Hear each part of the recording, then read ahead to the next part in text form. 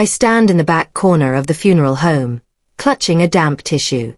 My father's casket sits at the front, surrounded by white lilies and quiet sobs. People keep approaching me with their condolences, but I barely hear them. My stepmother, Diane, holds court near the entrance, dabbing her eyes with a silk handkerchief. She's wearing all black, including a designer dress that probably cost more than my rent. I watch her hug distant relatives I've never met, her voice trembling as she describes how devastating this loss is. Something about her performance feels rehearsed. Dad's been gone for 3 days, and already she's playing the grieving widow like it's an audition. My best friend, Kira, squeezes my shoulder. "You holding up?" she whispers. I nod, swallowing the lump in my throat. I want to focus on Dad, on the memories we shared, but Diane's theatrics keep pulling my attention. She glances at me across the room, and for a split second, her expression shifts, cold, calculating. Then the mask returns, and she's sobbing into someone's shoulder again. I feel a chill run down my spine. Something isn't right here. Growing up, Dad and I were inseparable. After Mom died when I was 7, he became both parents rolled into one. We'd spend weekends hiking, building model airplanes, and cooking terrible pancakes that we'd eat anyway. He taught me about integrity, hard work, and standing up for myself. Those lessons shaped who I am today. When I turned 16, Dad met Diane at a charity gala. She was elegant, charming, and 20 years younger than him. At first, I tried to be happy for him. He deserved companionship after being alone for so long. But Diane never warmed to me. She'd smile when Dad was around, then ignore me completely when he wasn't. They married within a year. Suddenly, our quiet home filled with her expensive furniture and constant redecorating projects. Dad seemed happy, so I kept my concerns to myself. I moved out for college at 18, visiting during holidays and summer breaks. Each time I came home, Diane had changed something else. New curtains, new dishes, new rules about where I could and couldn't go. Dad never seemed to notice how she treated me differently when he left the room. The day after the funeral, I drive to Dad's lawyer's office for the will reading. My hands shake slightly on the steering wheel. Dad had mentioned updating his estate plan last year, but he never gave me details. I assumed everything was straightforward. He'd leave his assets to me and Diane fairly. The law office sits in a brick building downtown. Inside, the receptionist directs me to a conference room where Diane already sits, perfectly composed. Her lawyer, a sharp-eyed woman named Patricia Vance, sits beside her. I take a seat across the table, suddenly aware I'm alone. Dad's longtime attorney, Howard Bailey, enters with a stack of folders. He's a kind man in his 60s who's known our family for decades. "Thank you both for coming," he says gently. "I know this is difficult." Diane dabs her eyes. "Let's just get through this, Howard." He opens the folder and begins reading. The trust details feel overwhelming. Property values, investment accounts, percentages. Then he reaches a section that makes my stomach drop. The primary trustee authority is granted to Diane Whitmore, effective immediately. I sit frozen as Howard continues explaining the trust structure. Diane is named the primary decision-maker for Dad's entire estate, including the family business, the house, and all financial accounts. My inheritance is supposedly protected in a separate portion, but it's under her control until certain conditions are met. What conditions? I manage to ask. Howard adjusts his glasses. You'll receive your portion when you turn 35, or upon Diane's approval, whichever comes first. I'm 28. 7 years feels like forever. Dad never mentioned any of this to me. Diane speaks up, her voice syrupy sweet. Your father wanted to ensure you were mature enough to handle such responsibility, Arlene. He discussed this with me extensively before signing. Something about her tone makes my skin crawl. Dad always treated me like an adult. Why would he suddenly doubt my capability? I glance at Howard, searching for answers, but he's staring at the papers, his expression unreadable.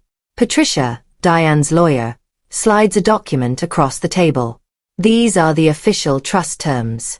Everything's legally binding. I scan the pages, my vision blurring with tears. This can't be right. After the meeting, I sit in my car for 20 minutes, trying to process what just happened. Diane walked out with Patricia, both of them looking satisfied. I feel like I've been ambushed. Dad wouldn't do this to me. He wouldn't put my entire inheritance in Diane's hands without even telling me. I pull out my phone and call Kira. She answers on the second ring. How'd it go? Terrible, I whisper. Diane controls everything. I don't get my inheritance for 7 more years, and only if she approves. Kira goes silent. Then, that's insane. Your dad wouldn't. I know. My voice cracks. Something's wrong, but I don't know what to do. She tells me to come over, that we'll figure this out together. I drive to her apartment in a daze, replaying the meeting in my head. Howard had seemed uncomfortable during certain parts of the reading, and Diane's smugness afterward felt too rehearsed, too prepared. When I arrive, Kira already has tea brewing. We sit on her couch, and I tell her everything. She listens carefully, then says the words I've been avoiding. You need to investigate this. That night, I barely sleep. I keep thinking about Dad's last few months. He'd seemed tired, distracted. I'd attributed it to age. He was 72, but now I wonder if something else was happening. Diane had been hovering around him constantly, scheduling his appointments, managing his medications, controlling who could visit. I tried calling him directly several times, but Diane always answered, saying he was resting or busy. When I did speak to him, our conversations felt rushed, like she was listening nearby. The last time I saw him in person was 3 months ago. He'd hugged me tightly and said, "Remember what I taught you, Arlene. Always question things that don't feel right." At the time, I thought he was just being philosophical. Now those words feel like a warning. The next morning, I drive to the county records office. I'm not sure what I'm looking for, but I need to understand what happened. The clerk, a middle-aged woman with kind eyes, helps me request copies of Dad's recent legal filings. I fill out the forms, pay the fee, and wait. When the documents arrive, I scan through them quickly. Most are routine, property transfers, business registrations. Then I find something strange. The document is dated 4 months ago. It's a trust amendment, completely rewriting Dad's original estate plan. The signature at the bottom is supposedly his, but something looks off. The handwriting seems shakier than usual, the loops less confident. I compare it to an old birthday card he sent me last year. The differences are subtle but noticeable. My heart starts racing. Did someone forge this? I take photos of both signatures with my phone, zooming in on the details. Then I call Howard Bailey's office and schedule an appointment. His secretary says he can see me tomorrow afternoon. I thank her and hang up, my mind spinning with possibilities. That evening, I meet Kira at a quiet coffee shop. I show her the signature comparisons on my phone. She studies them carefully, her expression growing serious. This does look different, she admits. But proving forgery is hard. You'd need a handwriting expert. I know, I say quietly. But it's a start. She reaches across the table and squeezes my hand. Your dad was smart. If something was wrong, he might have left you clues. You just have to find them. Her words give me hope, even though everything feels overwhelming. The next afternoon, I sit in Howard Bailey's office, the suspicious document spread across his desk. He studies it through his reading glasses, his brow furrowed. I explain my concerns about the signature, the timing, and how Dad never mentioned any of these changes to me. Howard sets down the papers and sighs deeply. Arlene, I'll be honest. I had reservations about this amendment when Diane brought it in. Your father seemed not quite himself during the signing, but he was coherent enough to answer my questions, and Diane insisted everything was his wish. You witnessed the signing? I ask. He nods slowly. I did. But looking back, certain things felt rushed. Diane scheduled the appointment last minute, saying your father wanted everything finalized immediately. He seemed tired, almost resigned. I asked if he wanted to postpone, but Diane said he'd been very clear about his intentions. I lean forward. Did you ever speak to Dad alone? Without Diane present? Howard's expression shifts to regret. No. She insisted on staying, citing his health needs. I should have pressed harder, but... He trails off, clearly uncomfortable. I feel a surge of validation mixed with anger. What can I do now? He hesitates, then quietly says, contest the trust. Howard explains that contesting a trust is complicated and expensive. I'd need to prove either undue influence, lack of mental capacity, or fraud. The legal fees alone could drain my savings. But if I win, the trust would revert to Dad's original plan, which split everything equally between Diane and me, with no conditions or delays. I can't represent you directly, Howard says carefully. Conflict of interest, since I helped draft the amendment. But I can recommend someone excellent. Her name is Vanessa Cole, and she specializes in probate disputes. He writes down her contact information. I thank him and leave, my heart pounding with a mix of fear and determination. This is really happening. I'm going to challenge Diane in court. That evening, I call Vanessa Cole. Her assistant schedules a consultation for the following week. I spend the next few days gathering every document I can find. Old letters from Dad, financial records, even photos showing his handwriting at different times.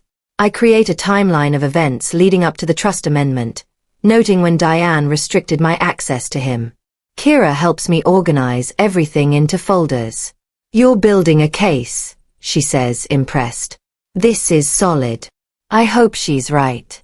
Because if I lose everything Dad wanted me to have. My first meeting with Vanessa Cole happens in her modern downtown office. She's a sharp woman in her 40s with intelligent eyes and a no-nonsense demeanor. I spread out my evidence across her conference table, explaining everything from the suspicious signature to Howard's concerns about the signing. Vanessa listens without interrupting, taking notes on a legal pad. When I finish, she studies the documents carefully. This is compelling, she says finally. Especially the signature discrepancies.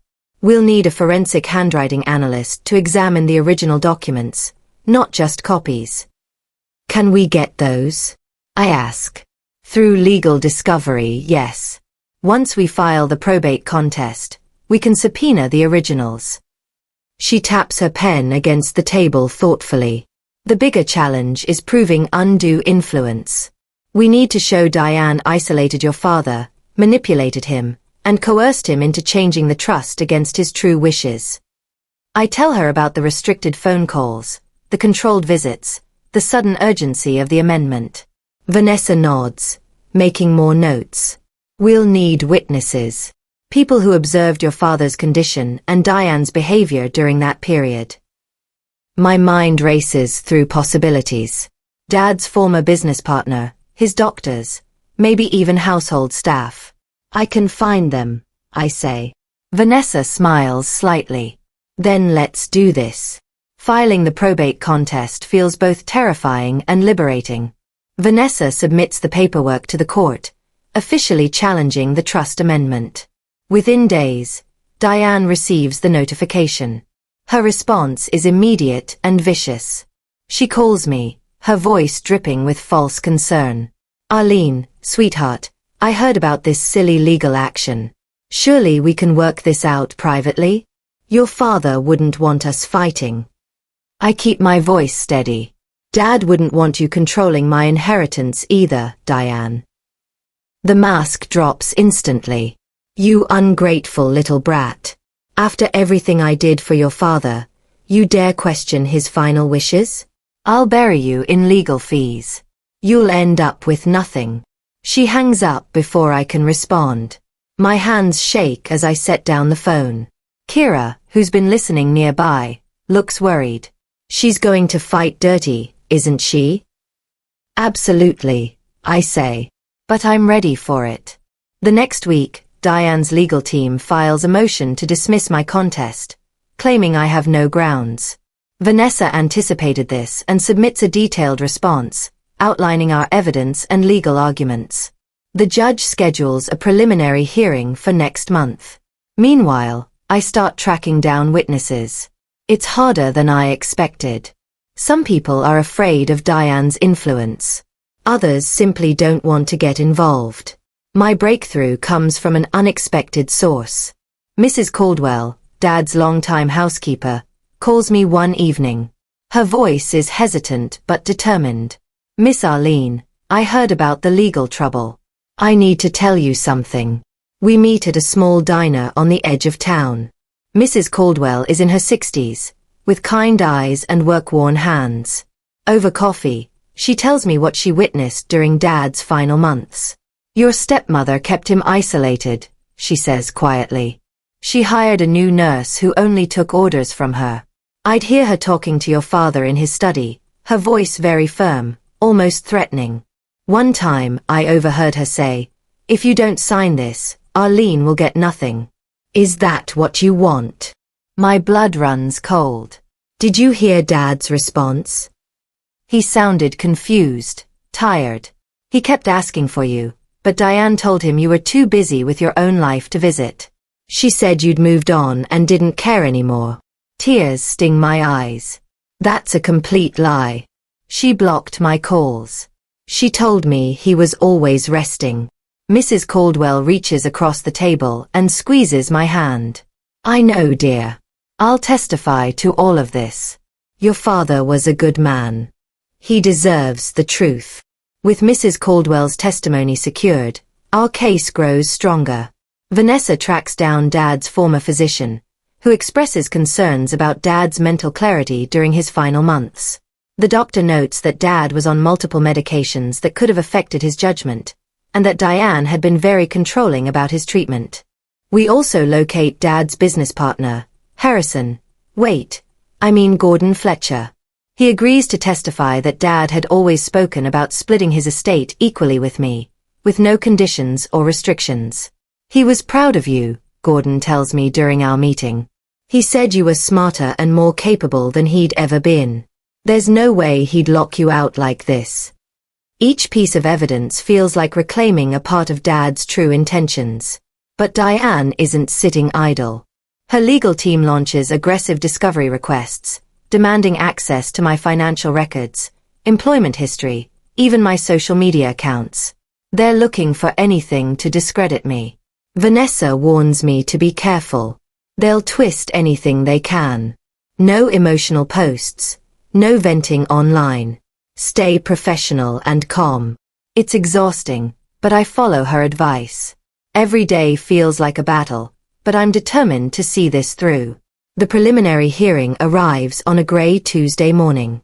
I dress in a simple navy suit, trying to project confidence I don't entirely feel. Kira drives me to the courthouse, where Vanessa meets us at the entrance. Inside, the courtroom is smaller than I expected.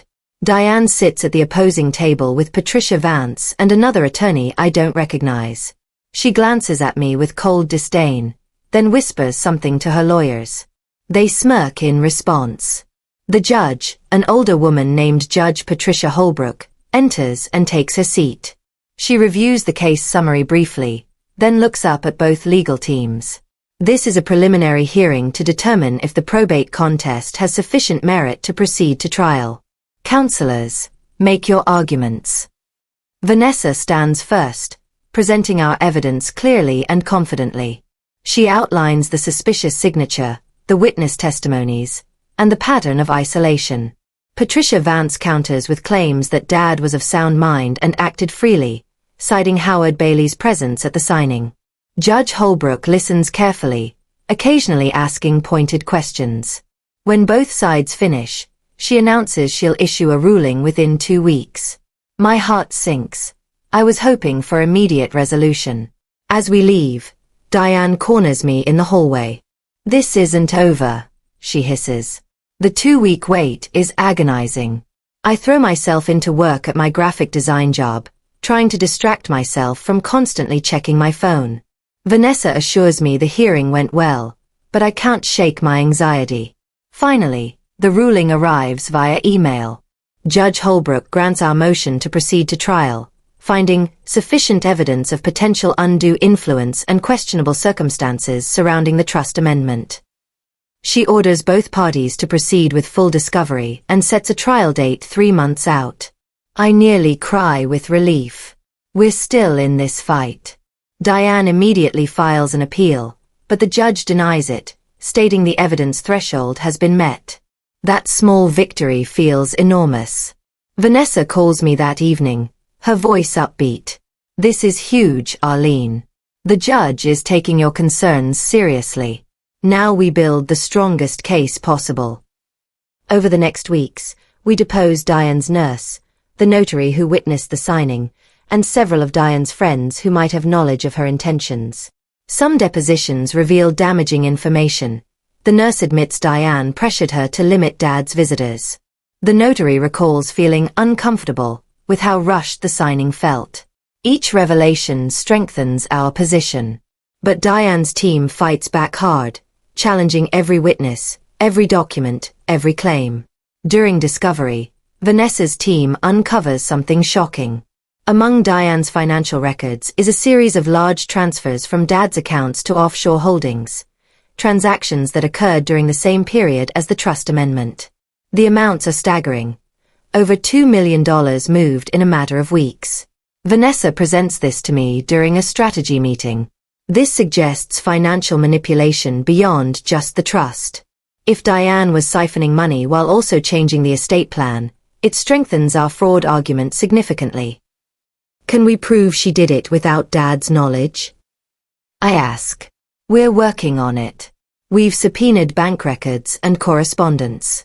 If we can show she had sole access to those accounts or forged authorization, this becomes a criminal matter, not just civil. The implications hit me hard. Diane might have been stealing from Dad while he was vulnerable and sick. My sadness over Dad's death mingles with rage at how he was betrayed. That night, I visit Dad's grave for the first time since the funeral. I sit on the grass beside his headstone, talking to him like he can hear me. I'm fighting for you, Dad. I'm going to make this right. The wind rustles through nearby trees, and for a moment, I feel his presence. As trial preparation intensifies, Diane's behavior grows more erratic.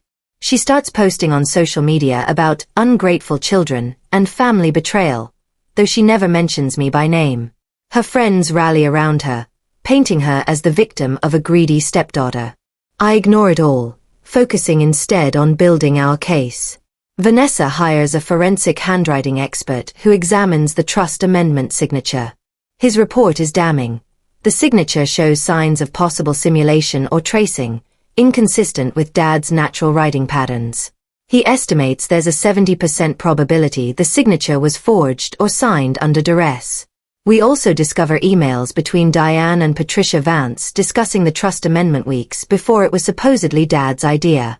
In one message, Diane writes, "Once he signs, everything's secure. She won't be able to touch it." The "she" clearly refers to me. This email alone proves premeditation and intent to exclude me from Dad's estate. Vanessa practically glows when she shows it to me. This is smoking gun material. With each new piece of evidence, I feel closer to the truth. Dad didn't abandon me. He was manipulated, isolated, and betrayed by the woman he trusted most. The trial begins on a Monday morning in late autumn. The courthouse steps are crowded with people, some curious onlookers, a few reporters who caught wind of the case. Diane arrives with her legal team, dressed elegantly and wearing her grieving widow mask. I arrive with Vanessa and Kira, trying to project calm strength. Inside the courtroom, jury selection takes most of the first day. Vanessa carefully questions each potential juror about their views on family dynamics, elder care, and estate planning. By day's end, we have a jury of 12, a mix of ages and backgrounds, mostly people who seem thoughtful and fair. The real trial begins the next day. Vanessa delivers a powerful opening statement, outlining how Diane systematically isolated my father, manipulated his decisions, and forged documents to steal my inheritance. She promises to present clear evidence of fraud and undue influence. Patricia Vance counters with a narrative of a devoted wife caring for an aging husband, respecting his final wishes even when they disappointed his estranged daughter.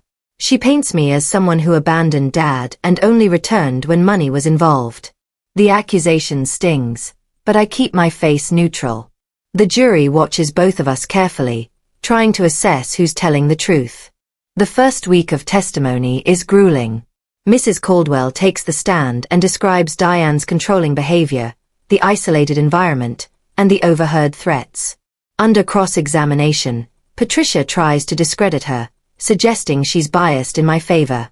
But Mrs. Caldwell remains calm and consistent. Dad's physician testifies next, explaining Dad's medical condition and the medications that could have impaired his judgment. He notes that Diane had insisted on being present during all appointments, often answering questions directed at Dad. It made proper assessment difficult, he admits. Gordon Fletcher provides emotional testimony about Dad's intentions and his pride in me. He tears up while describing their last conversation, where Dad expressed worry about Diane's increasing control. He felt trapped, Gordon says quietly, but he didn't know how to change things without causing a scene. Each witness chips away at Diane's story. I watch the jury's faces, trying to gauge their reactions. Some seem sympathetic, others skeptical. It's impossible to tell which way they're leaning. When the prosecution rests, Diane's team begins their defense.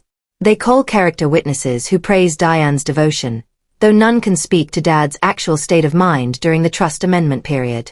The turning point comes when Vanessa calls the forensic handwriting expert to the stand.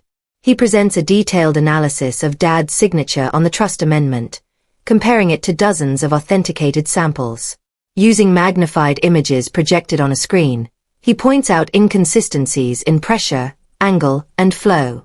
In my professional opinion, he states clearly, this signature shows characteristics consistent with either forgery or signing under significant duress and possible physical impairment. Patricia Vance attacks his credentials and methodology during cross-examination, but he holds firm. The jury leans forward, studying the projected signatures themselves. I can see doubt forming on several faces. Next, Vanessa presents the damaging emails between Diane and her lawyer. Reading them aloud in court is devastating. Diane's face flushes with anger as her own words condemn her. The jury hears her plotting to secure everything before Dad could change his mind again. Patricia tries to spin it as normal estate planning discussion, but the intent is too clear. Even the judge looks troubled. Finally, Vanessa introduces the offshore account transfers.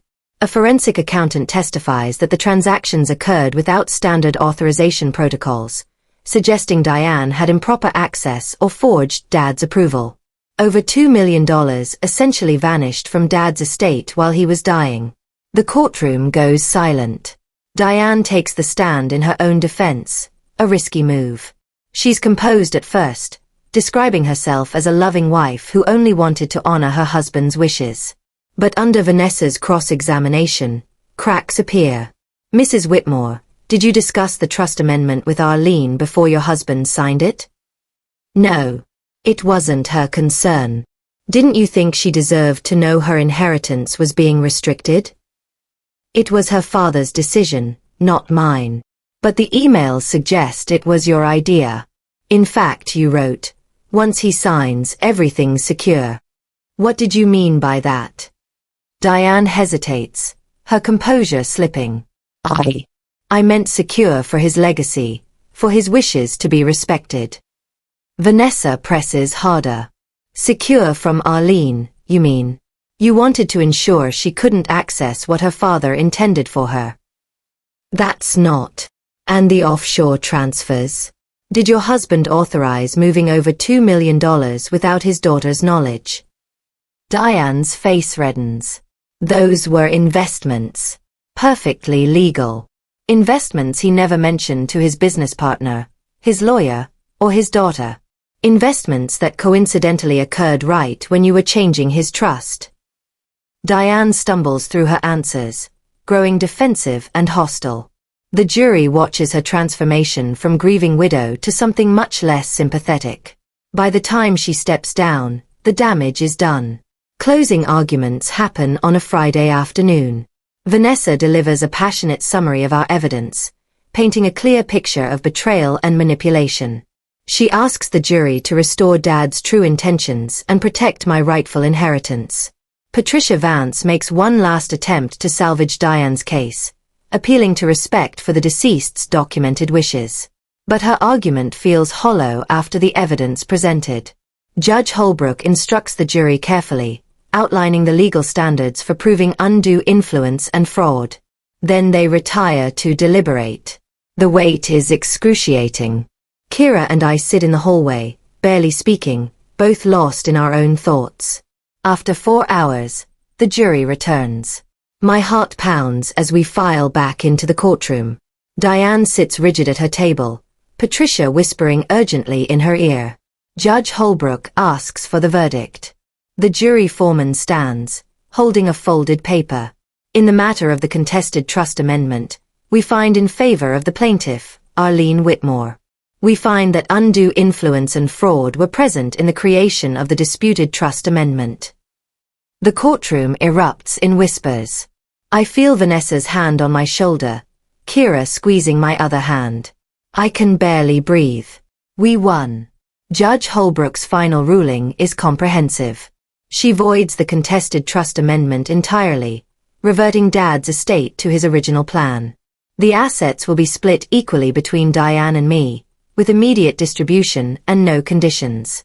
Additionally, she orders an investigation into the offshore transfers, suggesting potential criminal charges if fraud is proven.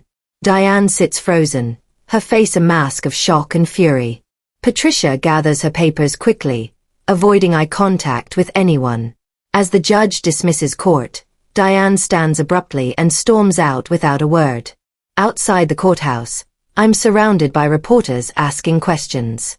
Vanessa handles most of them professionally, while I simply say, "Justice was served today for my father."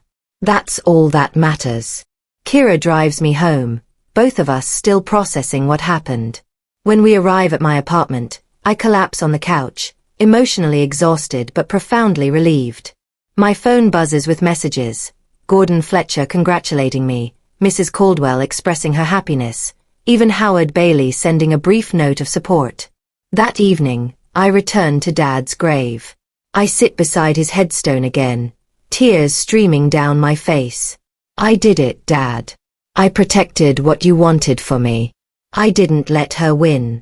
The sunset paints the sky orange and purple, and I feel peace for the first time in months. The aftermath unfolds over the following weeks. The criminal investigation into Diane's financial activities results in charges of elder financial abuse and fraud. She's forced to return the misappropriated funds, plus penalties. Her reputation crumbles publicly as news outlets cover the story. I focus on healing and moving forward. With my inheritance secured, I'm able to pay off student loans, establish an emergency fund, and even start a scholarship in Dad's name for students pursuing design, my field. It feels right to honor him this way, helping others achieve their dreams like he helped me. Kira and I celebrate with a quiet dinner at Dad's favorite restaurant. Your dad would be so proud of you, she says, raising her glass. I hope so, I reply. I just wanted to do right by him. The estate settlement finalizes, and I receive my portion, enough to secure my future but not change who I am. I remain in my modest apartment, keep my job, and live simply. Dad taught me that wealth isn't about excess. It's about security and the ability to help others. Diane disappears from my life completely. I hear she moved to another state, avoiding the scandal's lingering effects.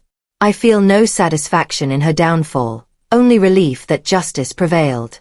Today, I visit Dad's grave on the anniversary of his death. I bring fresh flowers and sit beside the headstone, telling him about the scholarship recipients and how the family business he built continues thriving under ethical management. I learned so much from you, Dad. I say quietly. You taught me to question things that don't feel right, to stand up for myself, and to never let others define my worth. I used every lesson you gave me. The wind rustles through the cemetery trees, carrying the scent of flowers and fresh earth. I think about the journey, from that devastating funeral to the courtroom victory, from feeling powerless to reclaiming my voice. Diane tried to erase me from Dad's legacy, to lock me out of everything he'd worked for. But she underestimated the foundation he'd built in me: resilience, integrity, and the courage to fight for truth. Those things can't be stolen or controlled by anyone. I stand, brushing grass from my jeans. I'll keep making you proud, Dad. Every single day. As I walk back to my car, I feel his presence beside me, not in grief or loss, but in the strength he gave me to face whatever comes next. And that's the greatest inheritance of all.